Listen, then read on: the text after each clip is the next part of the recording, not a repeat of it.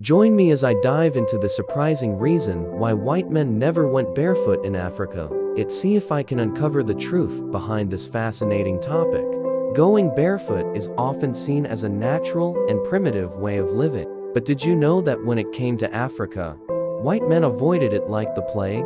These explorers were products of their time, shaped by the societal norms of Europe. And as such, they struggled to comprehend the unfamiliar cultural practices they encountered in Africa. One of the most striking differences was the way Africans went about their daily lives without shoes, a practice that was seen as uncivilized and even barbaric by European standards. This discomfort was further fueled by the fact that Europeans were not used to seeing people walking around without shoes, and it challenged their perception of what it meant to be civilized. In Europe, shoes were a status symbol, and going barefoot was seen as a sign of poverty and backwardness. The idea that a whole society could thrive without shoes was unimaginable.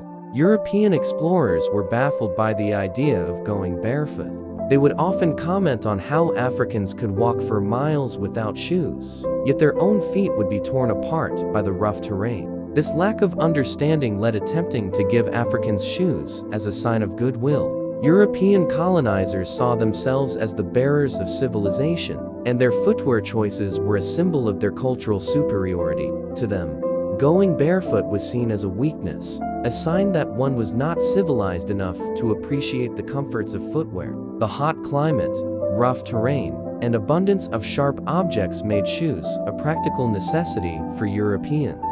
Whereas for Africans, the lack of shoes was not only a cultural choice, but also an adaptation to their environment.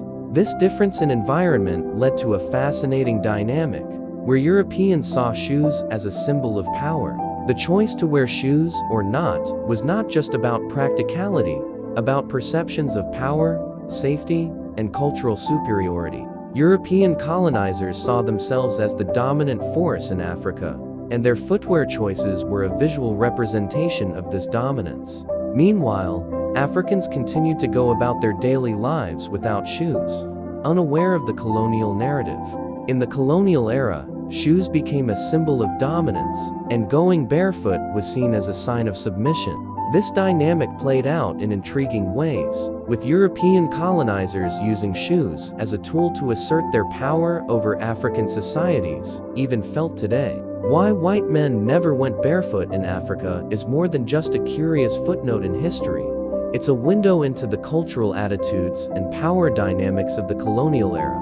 This gives us deeper understanding of how cultural practices can be used to assert dominance.